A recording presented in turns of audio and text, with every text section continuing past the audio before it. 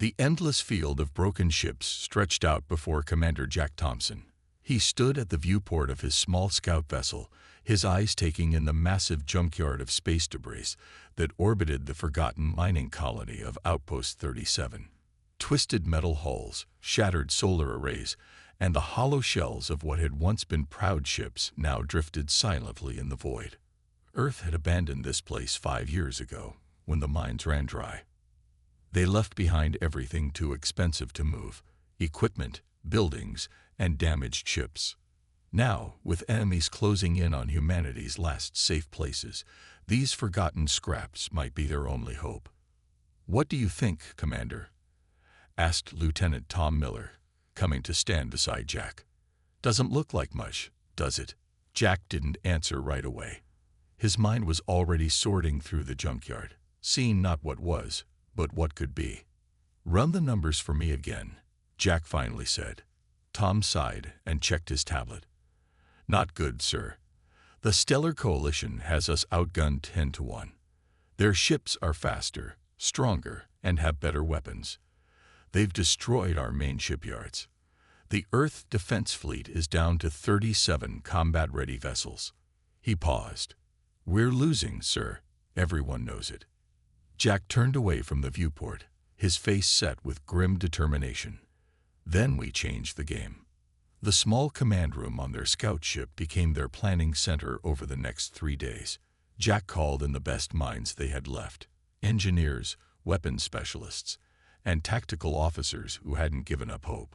Most important was Chief Engineer Anna Reed, a gray-haired woman with eyes that missed nothing and hands that could fix anything. "This is insane," she said when Jack first explained his plan. "You want to build a warship from this junk. It would be a miracle if it even flew, let alone fought." "Then we'll make a miracle," Jack replied, "because we're out of conventional options." Anna studied the scans of the debris field again. "Some of these mining lasers could be modified for military use, and there's enough hull material to build something substantial. But the power requirements alone. What about those 3 damaged reactor cores from the old defense platforms?" Jack pointed to a cluster of debris on the far side of the field. 3 different types, 3 different generations of technology," Anna mused. "Incompatible systems." "Unless we make them compatible," Jack insisted. "Make them work together in ways their designers never imagined." Slowly, Anna's expression changed as possibilities formed in her mind. It would be ugly, a patchwork monster. Jack smiled for the first time in weeks. But it would be our monster. The next morning, Jack addressed the 200 crew members assembled in the scout ship's cargo bay. "Most of you know our situation," he began. "The Coalition thinks they've beaten us. They have more ships, better technology, and they've pushed us back to our final defensive line around Earth." He paused, looking at the faces before him, some hopeful, some doubtful, all tired from months of retreating and losing. "The Coalition calls humans the rats behind our backs," Jack continued. "They think it's an insult. But rats are survivors. Rats adapt. Rats thrive in the worst conditions. And right now, being rats is our greatest strength." He activated the holographic projector, showing a rough design that Anna had created overnight. It was strange-looking, asymmetrical, with obvious pieces from different vessels cobbled together. "This is the Phoenix. We're going to build her right here, from this scrapyard. She won't be pretty, but she'll be deadly. She'll use the Coalition's strengths against them, their rigid thinking, their standardized battle tactics, their predictability. The Phoenix will be like nothing they've ever faced, because no one would be crazy enough to build a ship this way. No one except humans with their backs against the wall." A low murmur spread through the crowd. Jack could see the doubt in many eyes. This plan was asking them to bet humanity's future on a ship made from trash. "Sir," a young technician spoke up, "even if we could build this, where would we get the crew? We don't have enough trained personnel to spare." "We're the crew," Jack answered simply. "Every person in this room. From this moment, we're no longer just a scouting mission. We're shipbuilders. We're innovators. We're the first crew of the Phoenix. The real work began the next day. Small teams in spacesuits ventured out to assess and claim the most promising pieces of debris. Anna established a makeshift command center, coordinating the massive salvage operation. The scout ship's small fabrication unit ran day and night, creating custom parts to connect incompatible systems.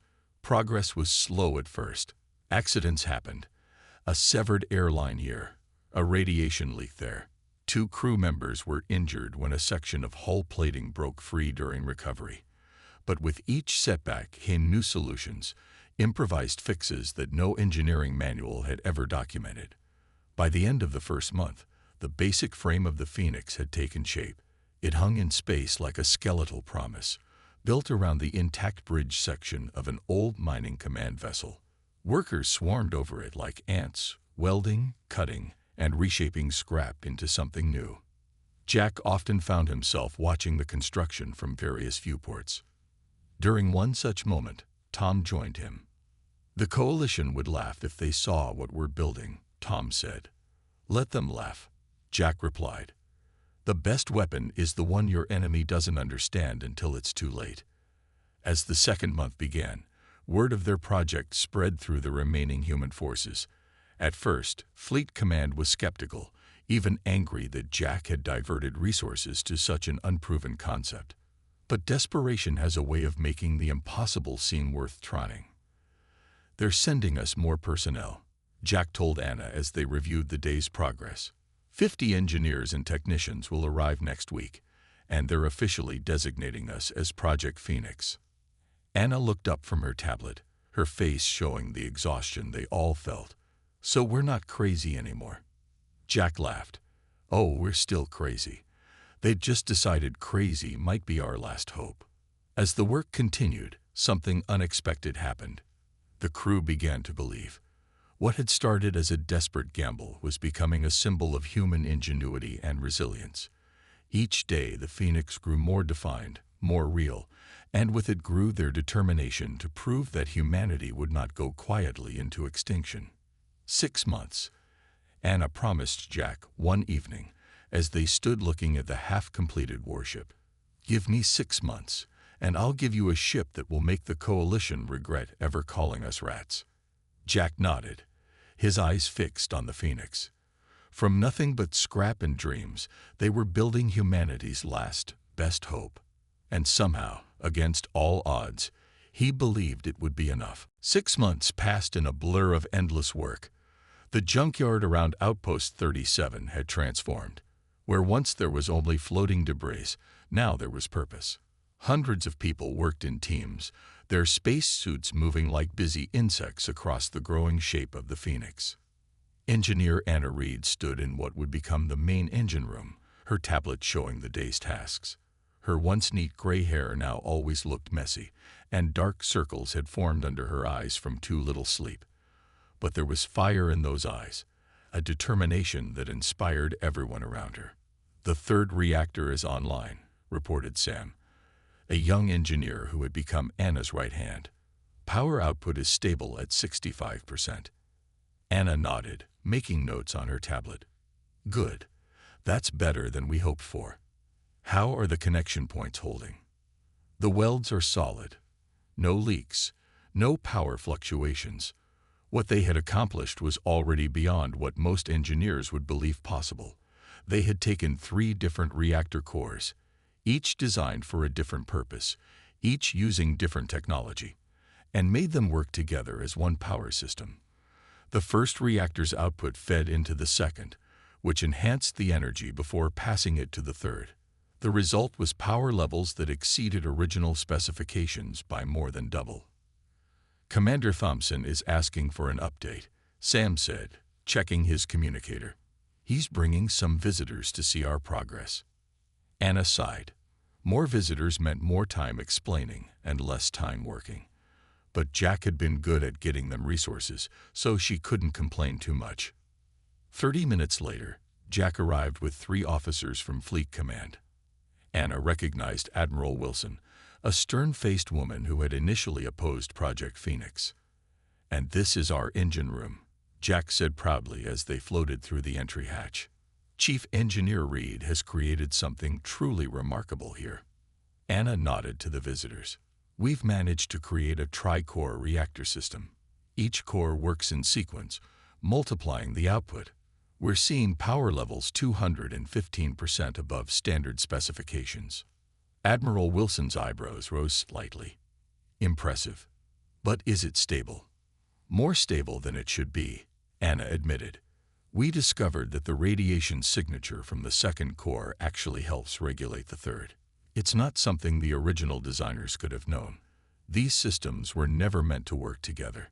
Show them the weapon systems next, Jack suggested. That's where things get really interesting. The weapons bay of the Phoenix was a long chamber that had once been the cargo hold of a mining freighter. Now it housed what Anna considered her finest work.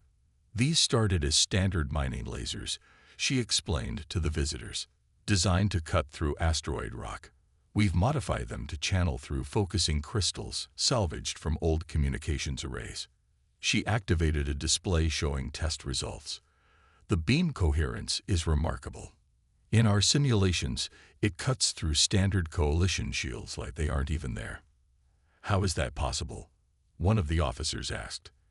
Their shield technology is generations ahead of ours because we're not using military-grade weapons, Anna explained. Their shields are designed to stop military energy signatures. Our hybrid mining lasers produce a completely different wavelength. They simply don't recognize the threat until it's too late.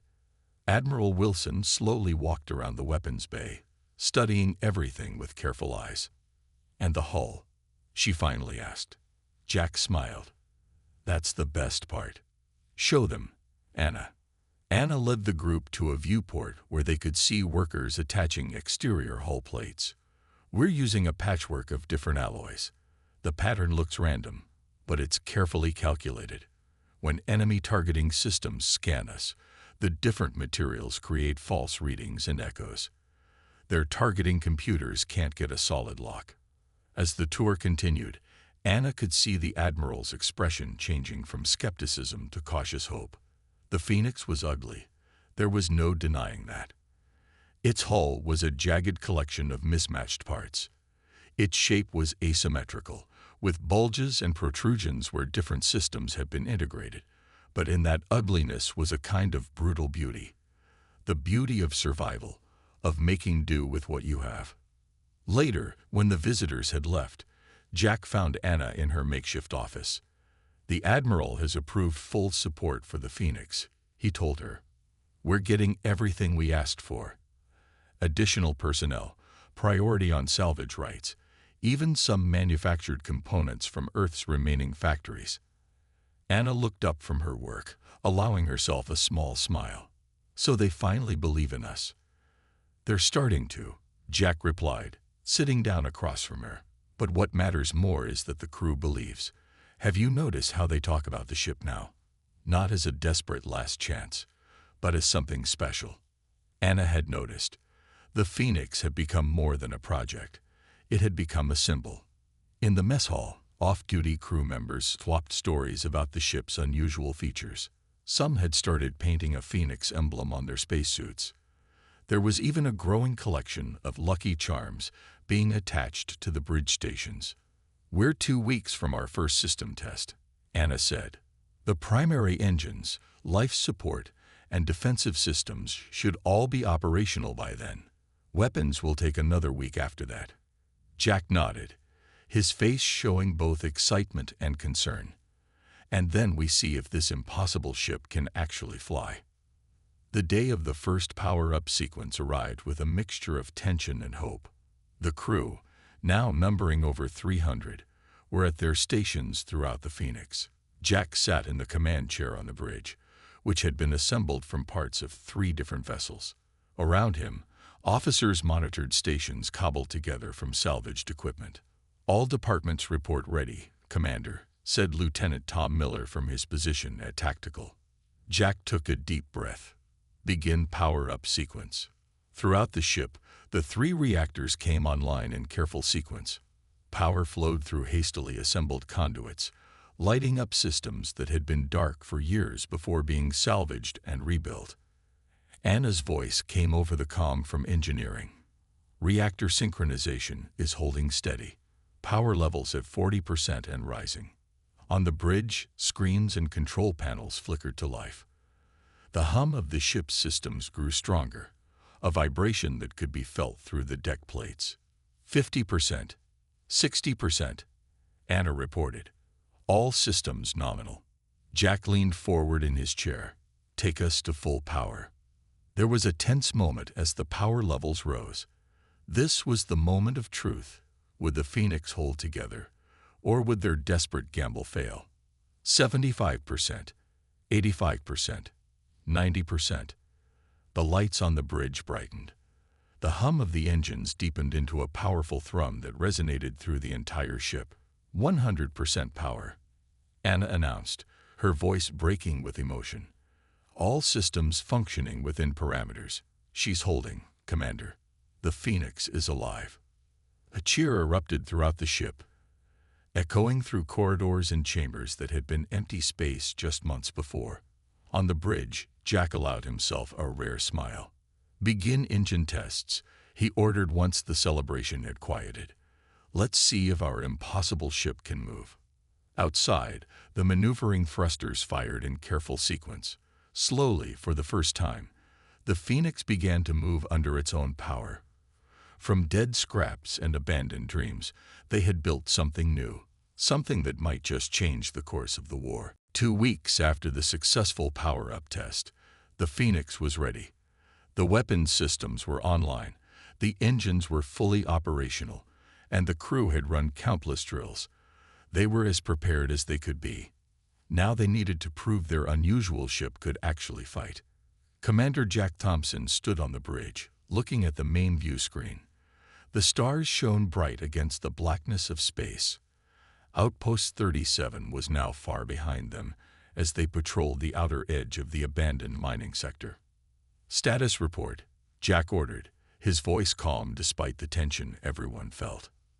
Lieutenant Tom Miller checked his displays. All systems functioning at optimal levels. Shields at full strength. Weapons hot but inactive.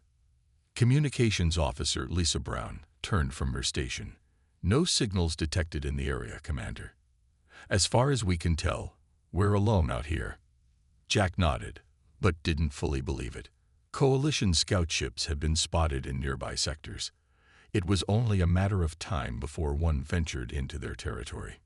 Maintain yellow alert status, he said, and continue running silent. Running silent was something the Phoenix did remarkably well. With their power systems dampened and their unique hull configuration confusing sensor suites, they were nearly invisible to standard detection methods. They could hide in plain sight, waiting for their moment. That moment came 3 days later. Contact. Tom called out, his voice sharp with sudden alertness. Coalition vessel dropping out of faster-than-light travel at coordinates 227 by 184. Jack straightened in his command chair. On screen. The view screen shifted to show a sleek, silver ship appearing in a flash of blue light.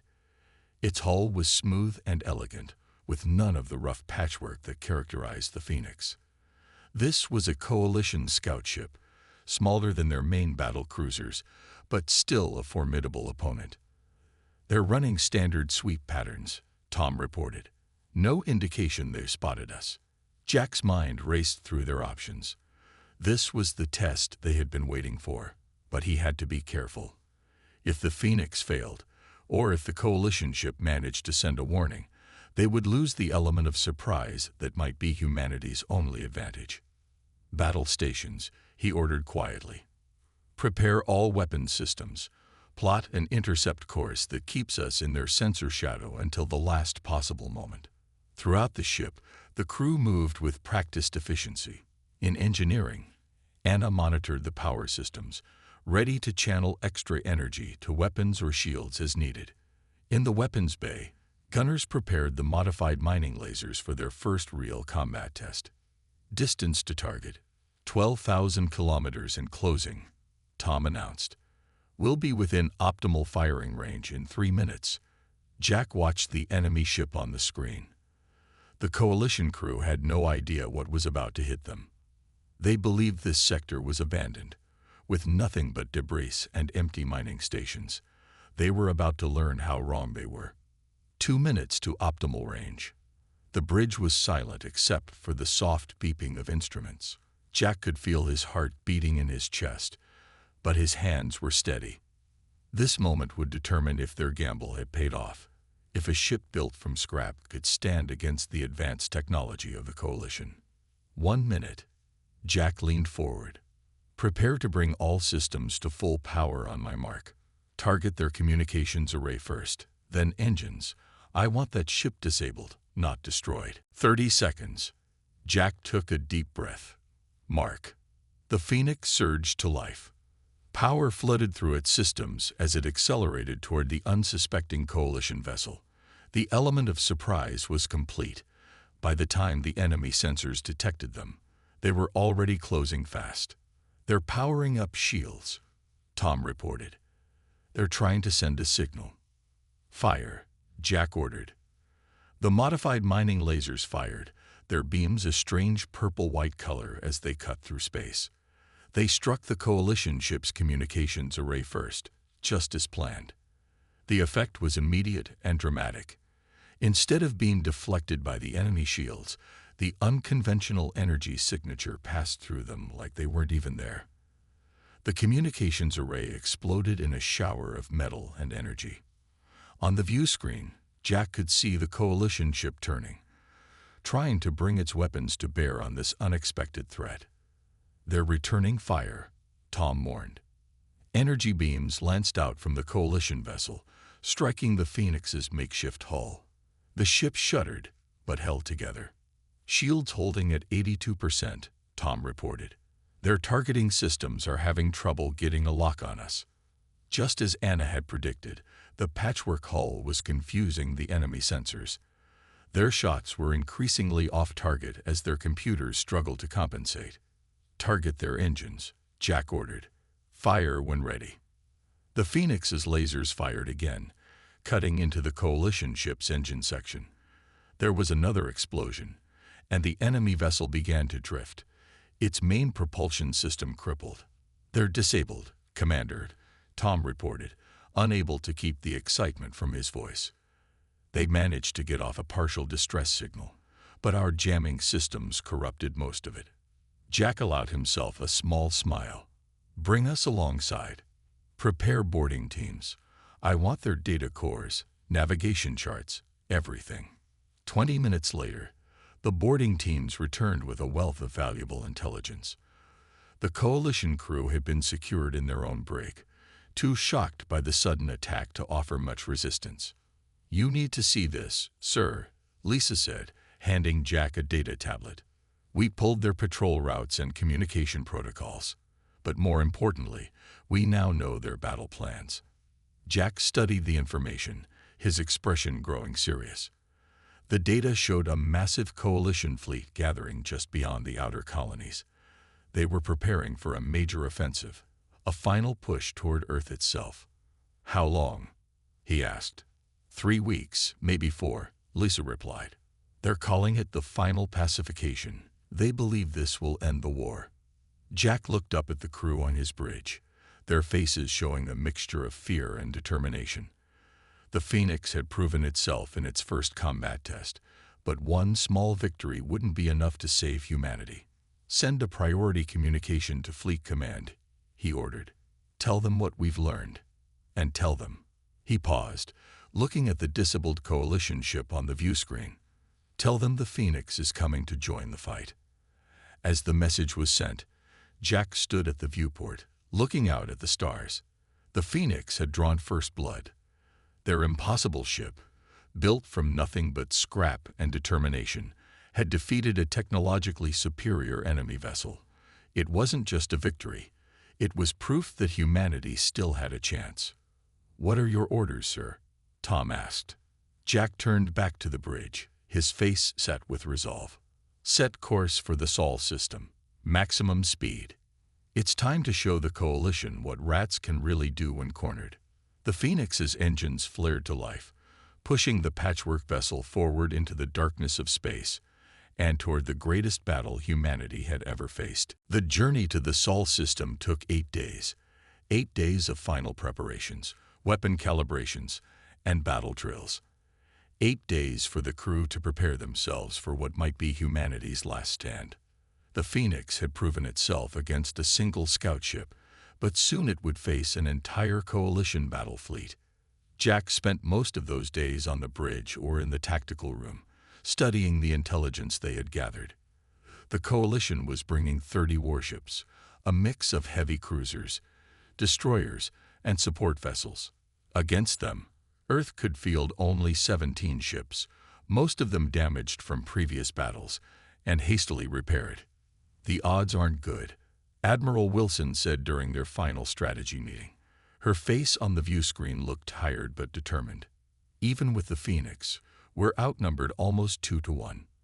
"Numbers aren't everything," Jack replied. "The Phoenix can hit them in ways they won't expect. And if we can force them to change their battle plans, to react to us instead of following their standard tactics, we can create openings for the rest of the fleet." The Admiral nodded. "We're counting on that. The Phoenix will take point position when the coalition arrives. Your job is to disrupt their formation and create confusion. The rest of the fleet will follow your lead." When the meeting ended, Jack found Tom and Anna waiting for him in the corridor. "How's the crew?" he asked. "Nervous," Tom admitted, "but ready. They believe in this ship. They believe in you." Anna nodded. "We've made some final adjustments to the weapon systems. The mining lasers are now 15% more powerful, and we've improved the targeting algorithms to compensate for coalition evasive maneuvers."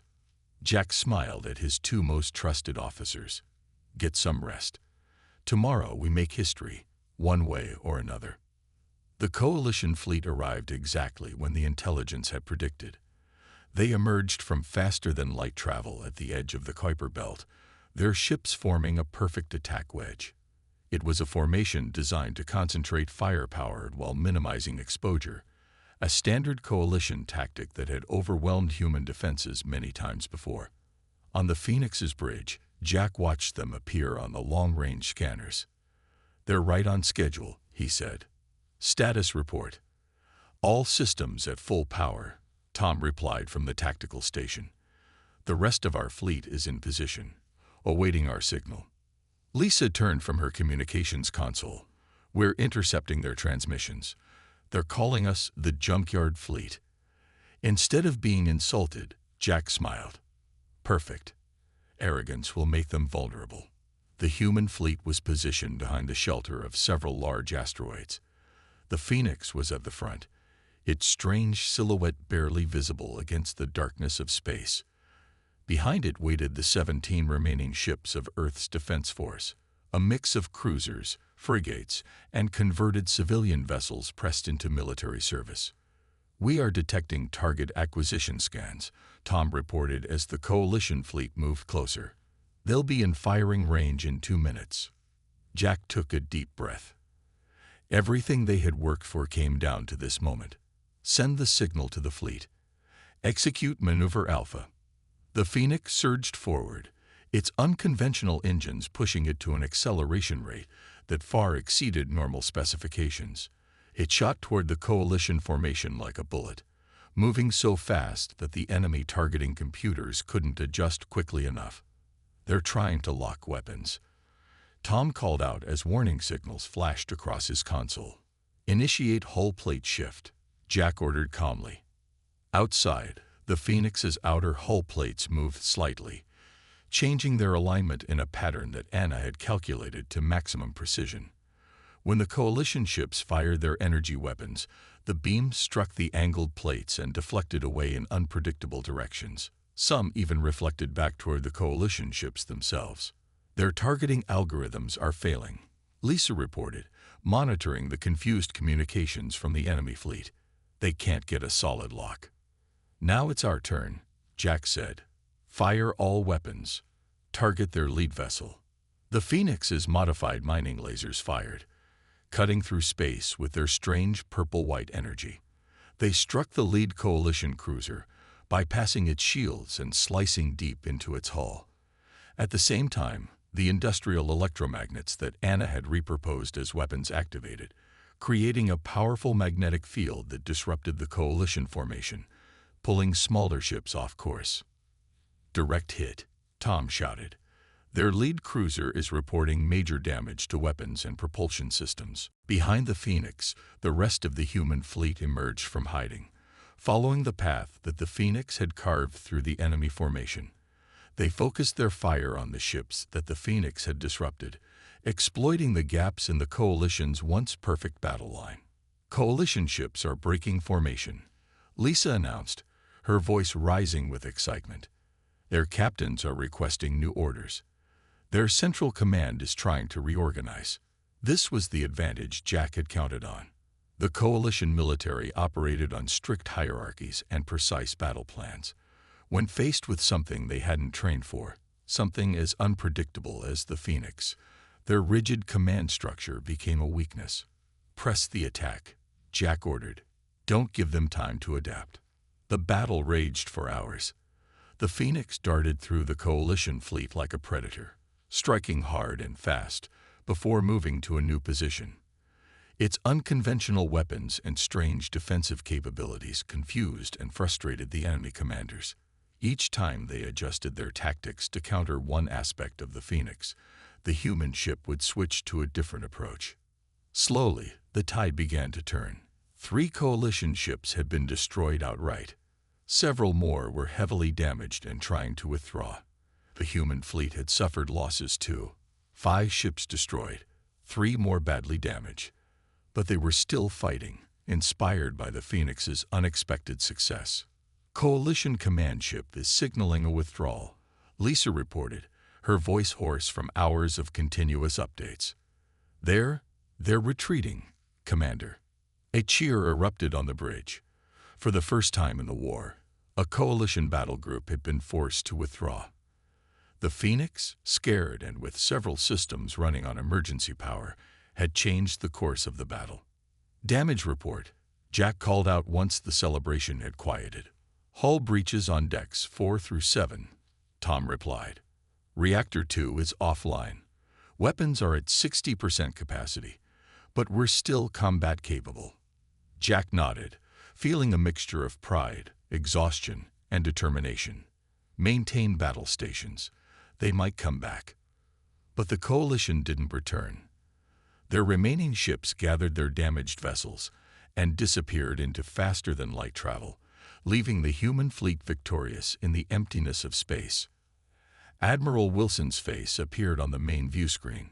She looked shocked, as if she couldn't quite believe what had happened. "In 30 years of service," she said, "I've never seen anything like what your ship just did, Commander. The Phoenix has given us something we haven't had in a long time: hope." Jack looked around at his exhausted but proud crew. "What happens now, Admiral?" "Now," Wilson's face broke into a rare smile. "Now we take this victory and build on it. Your ship has shown us a new way to fight." Fleet Command's message just came through: build more. As the human fleet regrouped and began the journey back to Earth, word of the Phoenix's victory spread quickly. The ship, built from nothing but scrap and determination, had stood against the best the Coalition could offer, and had won. It wasn't just a ship anymore. It was a legend, a symbol of humanity's refusal to surrender. And this was just the beginning. 1 year had passed since the Battle of the Kuiper Belt. 1 year since the Phoenix had changed the course of the war. In that time, humanity had transformed its approach to fighting the Stellar Coalition. Jack stood on the observation deck of the Phoenix, looking out at what had once been Outpost 37. The abandoned mining colony was now a bustling shipyard. Where there had once been only floating debris, there were now dozens of vessels under construction. Each one followed the Phoenix philosophy: adaptive, unpredictable, and built from whatever materials were at hand. "It's quite a sight, isn't it?" Anna said, joining him at the viewport. Her gray hair was now completely white, but her eyes were as sharp as ever. "I never thought I'd see this place so alive again," Jack admitted. What had started with one desperate gamble had become humanity's new strategy. Mining colonies, space stations, and even refugee outposts had been converted into improvised shipyards. Each produced vessels that embraced the lessons learned from the Phoenix, ships that defied conventional design, used repurposed technology in unexpected ways, and confused enemy targeting systems. "The newest ships are even better than we were," Anna said with pride. "The Griffin can reconfigure its weapon systems in the middle of battle. The Chimera can split into 3 separate attack craft and then rejoin. The Hydra can absorb damage in one section and use the energy to power its weapons." Tom approached them, carrying a data tablet. "Fleet report just came in. The Coalition lost another battle group at Proxima Centauri. That's their 5th major defeat in the past 3 months." Jack nodded. The tide of the war had shifted dramatically. The Coalition, which had once pushed humanity to the brink of extinction, was now on the defensive. Their rigid military hierarchy struggled to adapt to the chaotic human approach to space combat. Every time they adjusted their tactics to counter one human innovation, 3 more would appear. "And the Phoenix?" Jack asked. "Are the upgrades complete?" "Final testing is underway now," Anna replied. "She's barely recognizable from her original form." That was true. The Phoenix had been continuously modified throughout the past year. After each battle, Anna and her team would integrate captured Coalition technology, repair damage with improved materials, and add new systems. The ship was now a hybrid of human ingenuity and alien technology, still ugly by conventional standards, but undeniably effective. "Commander," Lisa's voice came over the comm system. "Priority message from Fleet Command. The Coalition is requesting communication on a diplomatic channel." Jack, Anna, and Tom exchanged surprised looks. This was unexpected. The Coalition had never shown interest in communication before, only conquest. "Patch it through to the tactical room," Jack ordered. "We'll take it there." In the tactical room, a large view screen dominated one wall. When it activated, it showed the face of a Coalition ambassador.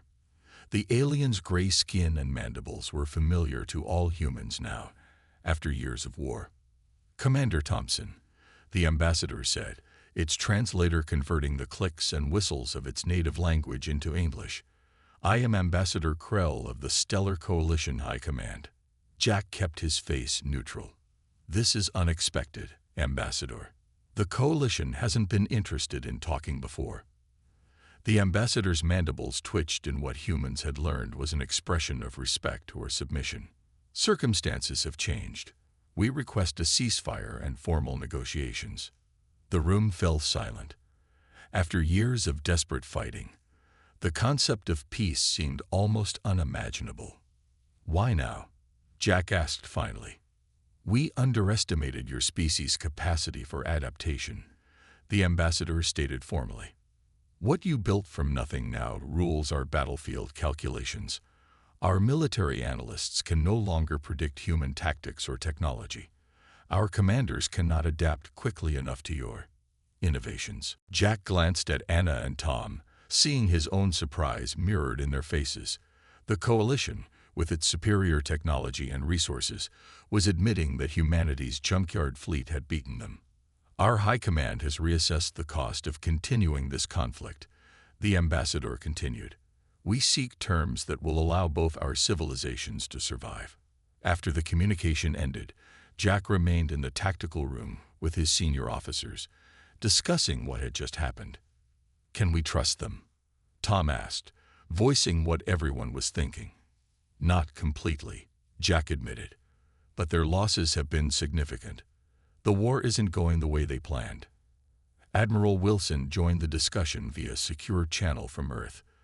"This could be our chance to secure lasting peace, but we negotiate from strength, not desperation.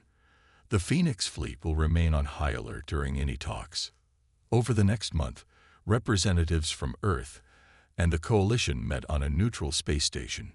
Jack attended as part of the human delegation, bringing with him detailed scans of Coalition technology that the Phoenix had captured during its many battles. The negotiations were tense but productive. The coalition, once determined to conquer humanity, now sought boundaries and rules of engagement.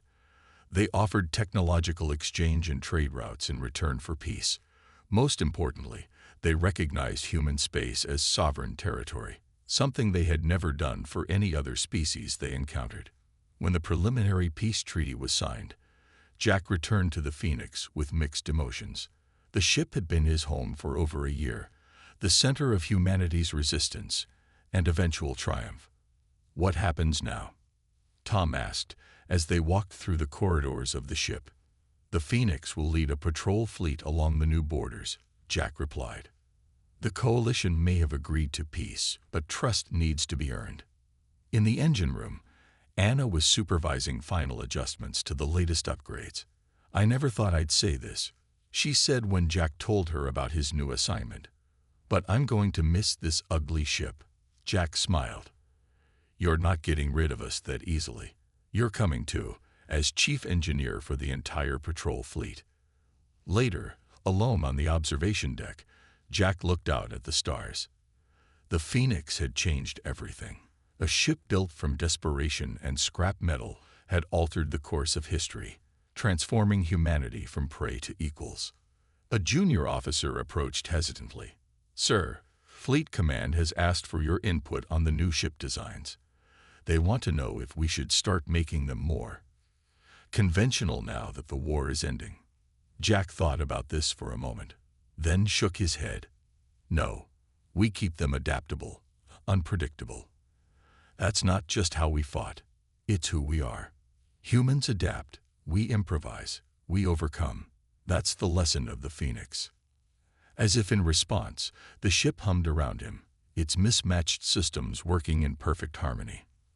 The warship built from nothing had indeed come to rule the battlefield, and in doing so, had secured a future for humanity among the stars. From scrap and dreams, they had forged not just victory, but a new beginning.